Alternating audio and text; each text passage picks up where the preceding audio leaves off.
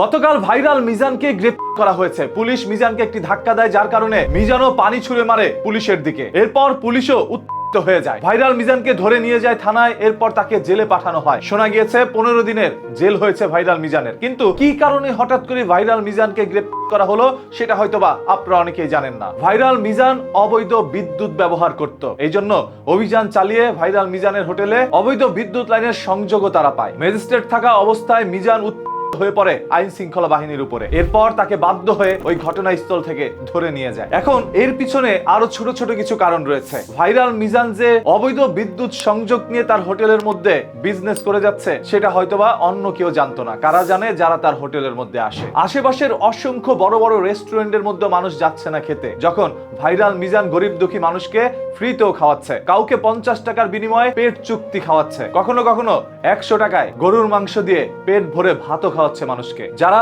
একবেলা অন্ন খেয়ে বাঁচতে পারে না সেই সকল মানুষগুলোকে বিনা টাকায় তাদের মুখে খাবার দিচ্ছিল। এই ভাইরাল মিজানকে ব্যবহার করে বাংলাদেশের শত শত কন্টেন্ট ক্রিয়েটররা ভাইরাল হয়েছে। বিপুল পরিমাণ অর্থ তারা উপার্জন করেছে। আজ যখন সেই মিজান বিপদে পড়ে গেল, তখন তার পাশে তেমন কেউ নেই। ভাইরাল মিজান কিন্তু মানুষের উপরে হয়ে পড়তো, সেটা আপনারা অসংখ্য ভিডিওর মধ্যে দেখেছেন। কেউ যদি তাকে একটি প্রশ্ন করতো তাহলে তার প্রতি তিনি যেতেন। অসংখ্যবার অসংখ্য মানুষকে করেছেন এই ভাইরাল মিজান। কিন্তু কেন তিনি হয়ে পড়তেন সেটা যদি আপনারা জানেন তাহলে আরো অবাক হয়ে যাবেন। বাংলাদেশের তথাকথিত কিছু সংখ্যক কন্টেন্ট ক্রিয়েটর ভাইরাল মিজানের পিছনে এমন ভাবে ছুটে বেড়ায় যে তিনি টয়লেটে গেলেও তার পিছন পিছন সে চলে যায়। তাকে ব্যবহার করে তারা টাকা ইনকাম করার জন্যই ভাইরাল মিজানের হোটেলে পড়ে থাকে। ফ্রিতে খাবার পর্যন্ত তারা খায়। এই সকল কন্টেন্ট ক্রিয়েটরের কারণেই ভাইরাল মিজান হয়ে যেত। এক পর্যায়ে যখন তাদের সাথে বাজে আচরণ করছিল, তখন তারাই আবার পুলিশের কাছে এই ধরনের তথ্যগুলো দিয়েছে যে ভাইরাল মিজান অবৈধ বিদ্যুৎ সংযোগ লাগিয়ে তারপর ব্যবসা করছে। তাদের সেই তথ্যের ভিত্তিতেই হয়তোবা পুলিশ এসে